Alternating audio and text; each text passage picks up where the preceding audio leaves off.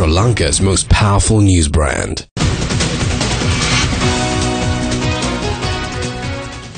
A very good evening and welcome to a brand new edition of News First Weekend, coming to you live from our Newsfirst studios in Colombo. I am Nayaka. Let's take a look at the stories making headlines this evening. Police fire tear gas to disperse protesters in Katharagama. 58 arrested. Attorney General says Arjun Mahendran can be arrested at any time according to existing laws. Uva Chief Minister Chamara Sampath steps down as Provincial Minister of Education. School principal admitted to the Badulla Hospital. On to the stories in detail now. Tensions are high in Katharagama following a police shooting last night, which resulted in the death of a motorcyclist. Police media spokesperson SP Ruwan Gunasekara says that following the incident, a group of people had pelted stones at the Katharagama police station. He added that the police fired tear gas to disperse the crowd. Another demonstration was held this afternoon where the police fired tear gas to disperse protesters once again. The police say that 58 people, including 13 women, were taken into custody on charges of damaging public property and obstructing the police.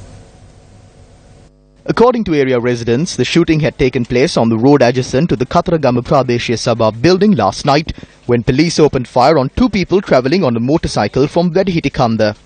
The police account of the incident differed, as the police said the motorcyclist and the pillion rider were travelling towards Vedhitikanda when an on-duty constable and a civil security officer opened fire at about 11 p.m. after the motorcyclist disregarded their orders to stop. The motorcyclist sustained severe gunshot wounds and succumbed to his injuries shortly after being admitted to the Katharagama hospital. Never mind if we had gone on, but they shot at the motorcycle after we stopped. They shot at the stopped motorcycle. If we had been moving still, then I would have more scrapes on my body, but these are the only injuries I have, which happened when I placed my hands on the road when I fell. As soon as they approached us, the police officer slapped me thrice. Even as he was hitting me, I said that he is drunk. Forget about that. They shot at the bike after we had stopped. Never mind if we had gone on about 20 to 25 feet. We had barely gone near that wall from the spot when they opened fire. Even if he is a murderer or a thief, there is no law for them to shoot him in the head. If he had been shot below the knees, at least my brother would be alive today without a leg. But they have shot him in the head. They shot my brother in the head and killed him. Which law allows this? This is the dog's law. The police say that they will fulfill their duty and ensure that justice is served. But the only thing they cannot give me back is my husband. I want my husband. Without him, I do not need anything else. Those who did this must receive the maximum punishment. My child and I are alone in this world. The police cannot take the law into their hands in this way. They have killed him like a dog on the street. There is no justice for me without my child. The deceased has been identified as 25-year-old P. Niroshan, a father of one from Nagahavidya, Katharagama, who was employed at the Pradeshya Sabha. He and his companion had been returning from an event held in the area when they were shot at. Following the incident, a group of people had pelted stones at the police station, prompting the police to fire tear gas on the crowd.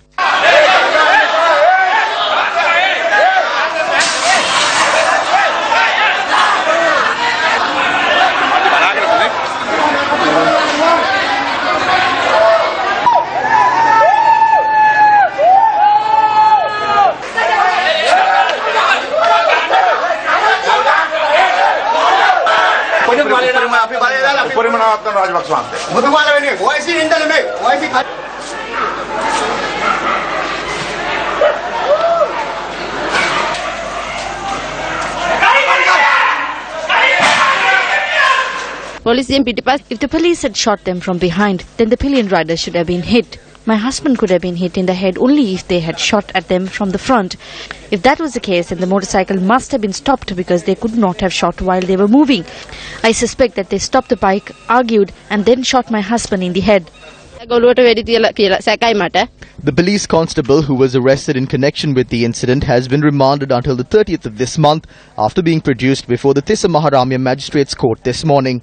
Since this morning, a group of area residents had been protesting outside the Katharagama police station, blocking the Katharagama-Tissa Maharama main road.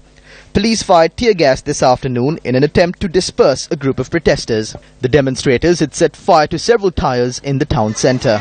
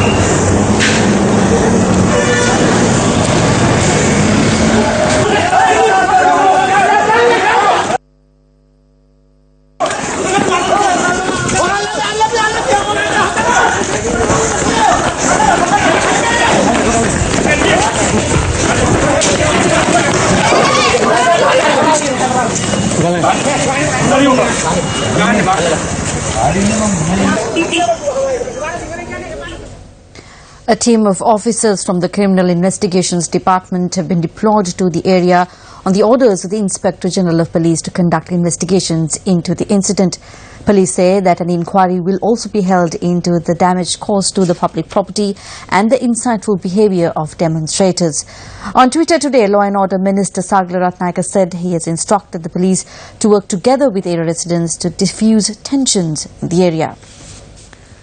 Also, President Maithripala Sirisena says he will take on the responsibility of punishing those involved in acts of serious fraud and corruption.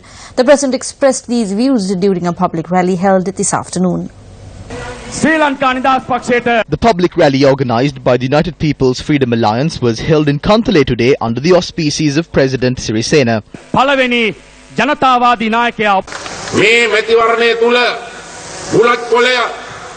If you vote for any party other than the SLFP or the UPFA, then you are casting your vote in favour of fraud and corruption.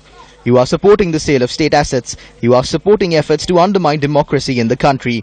Let's first strengthen the Pradesh Sabhas in the village. Then let's work to strengthen provincial councils. And by 2020, let's set up an SLFP government. By casting your vote on the 10th, you will be laying the foundation of this process. Attorney General Jayanta Jayasuriya noted that the AGS department will begin filing charges after thoroughly examining the evidence in the Bond Commission report. When inquired by Newsfirst, the Attorney General noted that if former Central Bank Governor Arjuna Mahendran has been involved in a criminal activity, action could be taken against him under Sri Lankan laws, even if he is a foreign national. In an interview with Ceylon today, the Attorney General has noted that existing laws in Sri Lanka are sufficient to arrest former Central Bank Governor Arjuna Mahendran. When News First inquired into this regard, Attorney General Jayanta Jayasuriya noted that charges cannot be filed in relation to the bond scam based solely on the report of the Presidential Commission. He noted that the department has begun reviewing the verbal and written evidence recorded by the Bond Commission. Meanwhile, Presidential Secretary Austin Fernando noted that the report of the Presidential Commission of Inquiry to investigate and inquire into serious acts of fraud and corruption, or PRESIFAC, has implicated a number of former ministers and other politicians. The Presidential Secretary points out that the commission headed by the President of the Court of Appeal, Justice Preeti Padman Surasena, had handed over their report to the President on 2 separate occasions. When inquired, the Presidential Secretary noted that the relevant reports have been forwarded to the Attorney General's Department and the Bribery Commission in order to initiate legal action. The following views were expressed at a media briefing organised by the Sri Lanka Human Rights Centre today. The Commission has clearly calculated and submitted monies that should be recovered and the punishments that should be imposed. In a situation like this, when the individual who was recommended and appointed by the Prime Minister for his warrant is not in the country, when a course of action against him has been recommended, when the report says that he must be punished, when it is calculated and given clear numbers on how much should be recovered from this individual, instead of speaking a word about this or saying anything about taking action against them by empowering the courts, instead of mentioning any of this, the Prime Minister has sought to show the country that the funds can be recovered from the money which the central bank is frozen, belonging to perpetual treasuries. We feel that this is a very wrong statement on the part of the Prime Minister. The losses that have been identified only relate to several specific instances. In our view, that is very unfortunate that in such a backdrop, they are only speaking of a sum of money which has been retained by the central bank. This report states that a loss of 8 billion has been caused to several public institutions. The report states that 2 times that losses must be recovered. This alone amounts to 16 billion which the report says must be recovered. There are several steps which the President must take at this time. The Central Bank of Sri Lanka, which was removed from the Finance Ministry, must be taken under the President with immediate effect or be restored under the Finance Ministry. Prime Minister Ranil Wickremesinghe, who currently functions as the Minister in charge of this section, must step aside from ministerial duties. Ranil Wickremesinghe Mahata, me අමාත්‍යංශයේ කටයුතු වලින් බැහැර විය යුතුයි. මේ බැඳුම්කර සිද්ධියට අදාළ There is to be a debate in Parliament on the bond issue on the 23rd of this month. We can see clearly that the political parties are preparing to dance the same jig that they did in Parliament last week. The other factor is about 9,000 pages of the bond report which was submitted to the President have not been submitted to Parliament. The total bond report comprises of 3 volumes. The first volume was the report, the second the appendix, and the third was the record of evidence. The complete report is close to 10,500 pages long.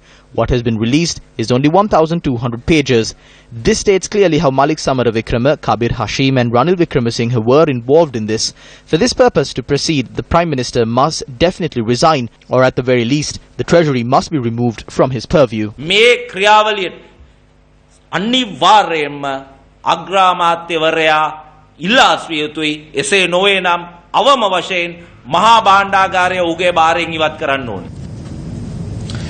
Welcome to the newsroom. Thank you, Arundhati, and also welcome to our listeners joining us via Yes 101.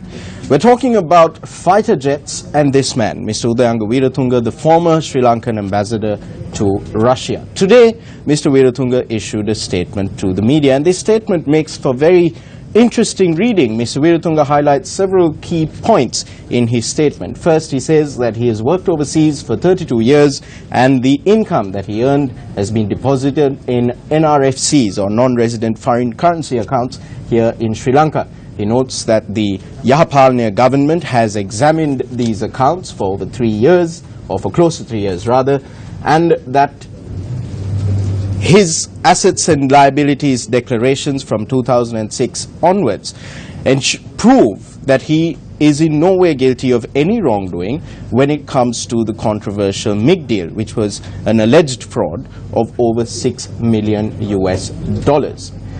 He challenges the government to prove with evidence the allegations against him. He accuses, among others, the police of fabricating evidence to put against him in the courts.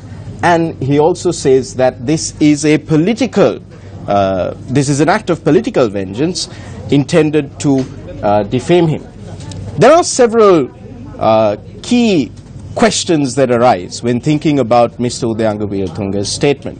Mr. Udayanga Weerathunga is currently, his whereabouts are currently unknown, although he does have an international arrest warrant hanging over his head, and despite the fact that he crops up in photographs every now and then, he has managed to elude law enforcement authorities so far.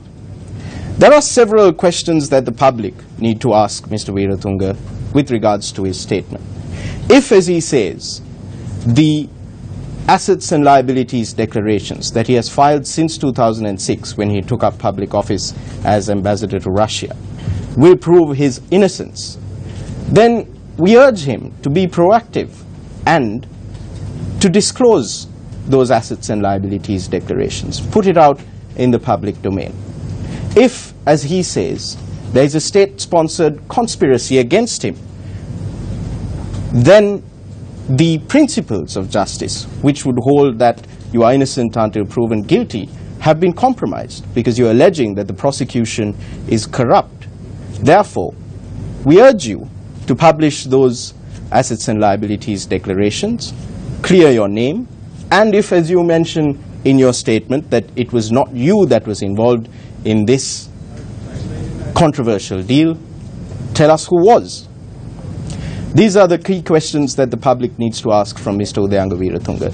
The deal in question, of course, is the MIG deal, which was touted as a government-to-government deal involving Ukrinmash, a Ukrainian state-owned company, to purchase several MiG-27 ground attack aircraft.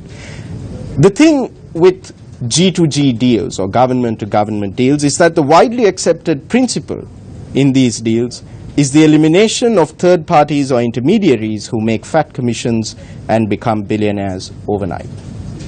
If, as Mr. Weerathunga says, he is innocent of any wrongdoing in this incident, disclose your assets and liabilities declarations, make it public, and tell us, the public of Sri Lanka, if it's not you, who is responsible.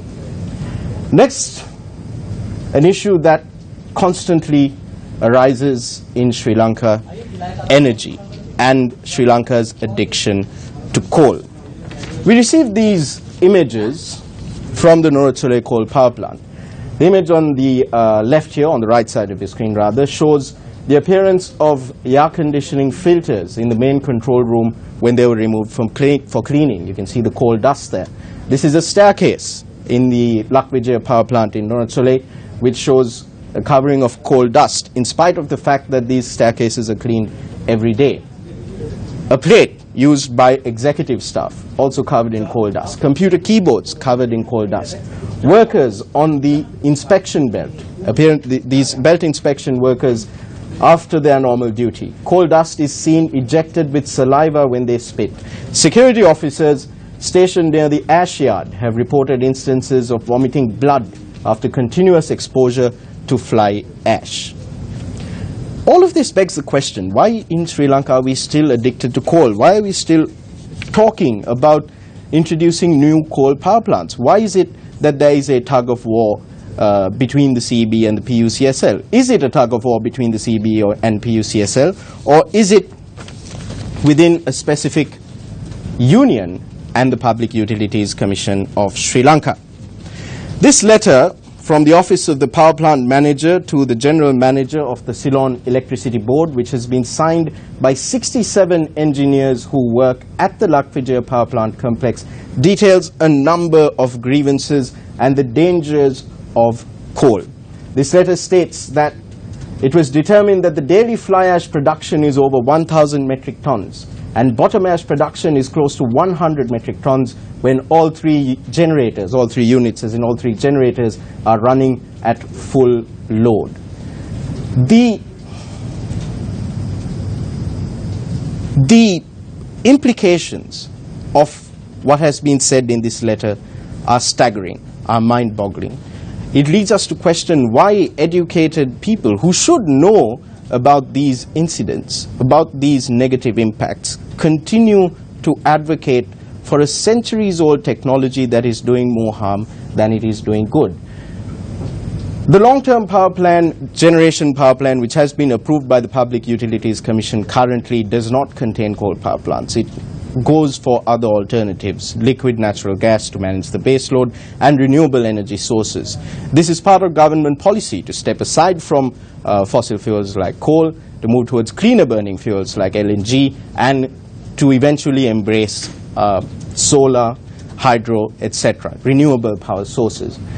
The PUCSL has the option of suing the CEB according to the newspapers, but in the meantime we've heard that officials, the Minister of Power and Renewable Energy, Minister Ranjit Siamla-Pittiya, and the Secretary of the Ministry, Dr. BMS Batagoda, Dr. Suren Batagoda, have planned to reform or to revamp the Public Utilities Commission of Sri Lanka.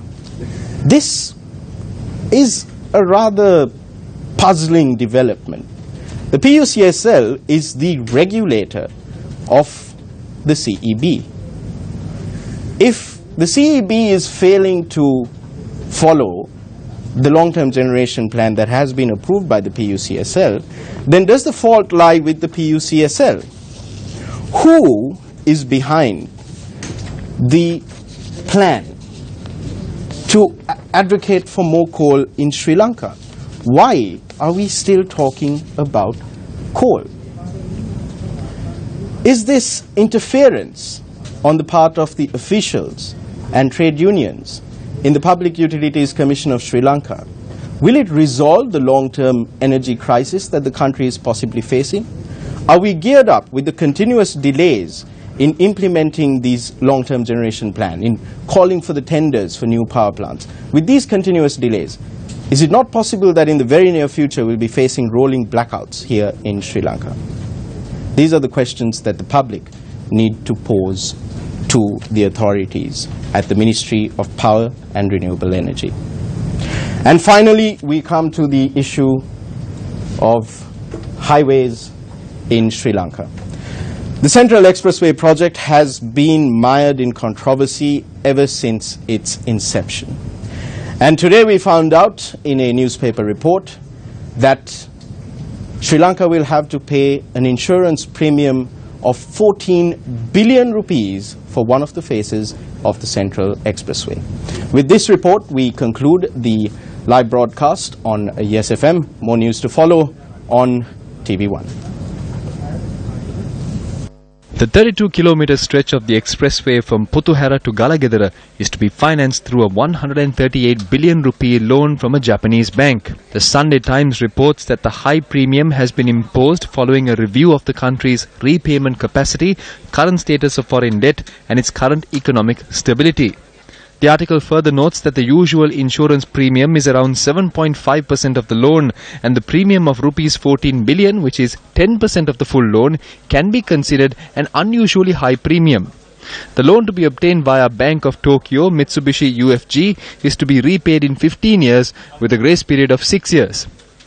Over the past few months, Newsfirst has on numerous occasions highlighted irregularities in relation to the third phase of the Central Expressway and plans to finance the phase through a commercial loan from Japan at high interest rates and hidden charges. The public needs to keep their eyes open with regard to transactions of this nature. President Maithripala Sirisena has instructed the Inspector General of Police to immediately launch an impartial investigation into an incident where the Chief Minister of the Uva province is alleged to have harassed a school principal. The President's Media Division added, in order to ensure the impartiality of the investigation, the President has instructed the Governor of the province to take over the Provincial Education Ministry. Meanwhile, Chief Minister Chamara Sampathu resigned from the portfolio of Uva Education Minister today. I have written a letter to the IGP calling for an independent investigation to be carried out. In order for such an investigation to be carried out, I can no longer function as the Minister of Education, so I am stepping down from the position. I call on Prime Minister Ranil Wickremesinghe to also resign because of the allegations against him are more serious. Meanwhile, the principal in question arrived at the Badulla police in order to lodge a complaint with regard to the incident. Subsequently, when attempts were made to take her to another location in a police jeep, a group including Provincial Councillor Samantha Vidyaratna questioned the move. It is as if the chicken is being handed over to the fox. They say she is to be taken to the Chief Minister's residence to show the location. They are playing hide and seek. This is a matter that concerns a teacher. The incident occurred on the 9th. And what have they been doing all this time? Thereafter, a location investigation was carried out after the principal in question was taken to the official residence of the Chief Minister.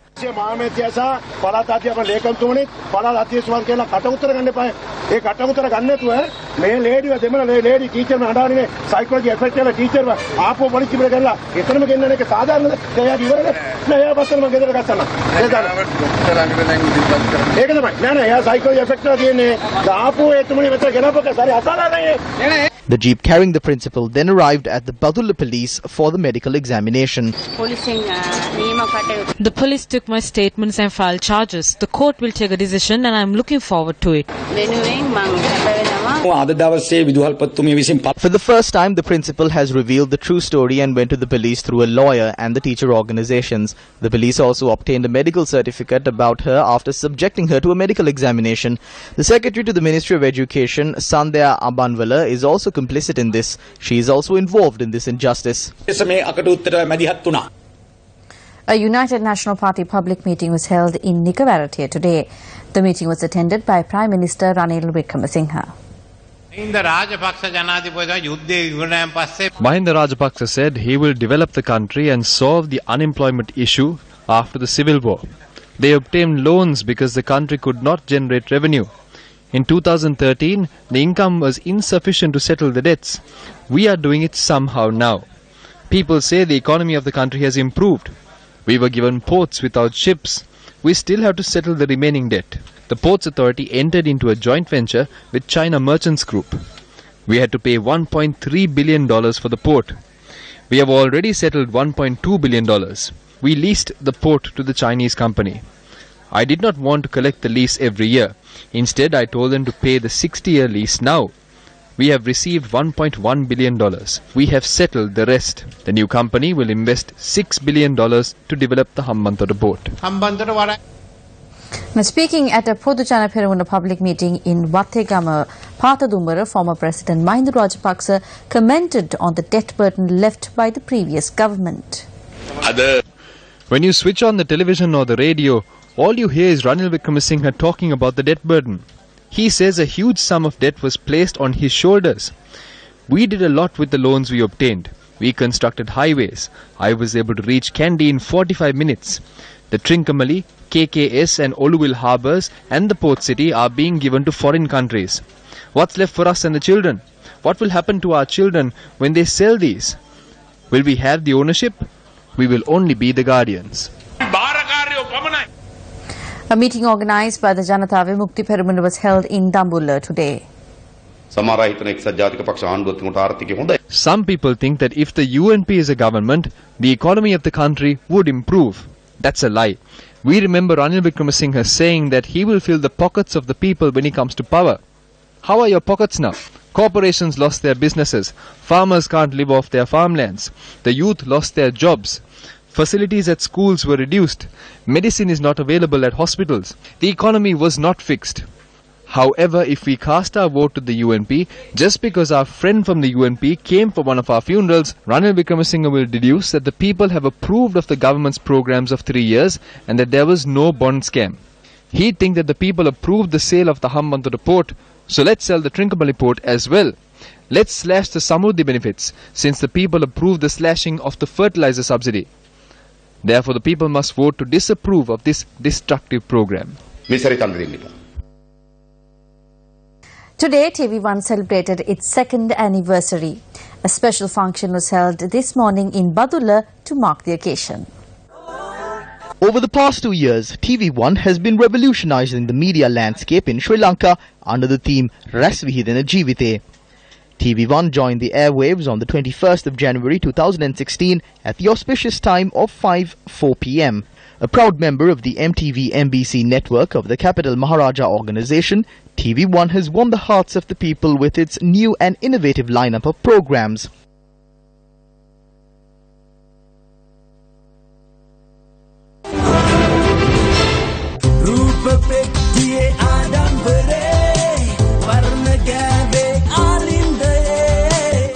With a short span of just 2 years, TV1 was able to bring in novel experiences to the Sri Lankan viewers, and we celebrated our anniversary at the Stein Studios in Ratmalana. We are ready to go along with the celebration. Here we go. Happy birthday, TV1. Happy birthday to you.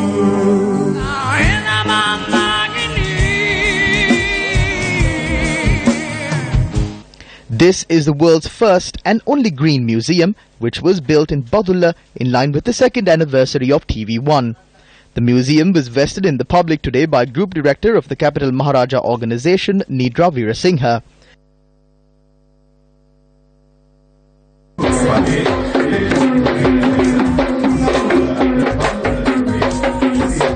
The Green Museum was built with full support of the Badulla Municipal Council and financial support by the Zamzam Foundation. A renowned former president of India once said that in order to change the society, you must change yourself. Therefore, let's change ourselves first. Today, the goal may be far away, whether it's big or small. If our journey is a sure one, we can reach it. TV1 is like that too. The journey won't be easy, but we are sure to reach the goal. We see that the pattern of TV viewership has experienced a change at present. TV1 is a channel dedicated to the youth. It is clear that TV1 is a leading choice among the youth. Therefore, changes are made to our programs and news presentation style. We are very happy that we have received positive response to this change. And with that, we wrap up tonight's edition of Weekend Primetime News. Thank you very much for joining us. Good night.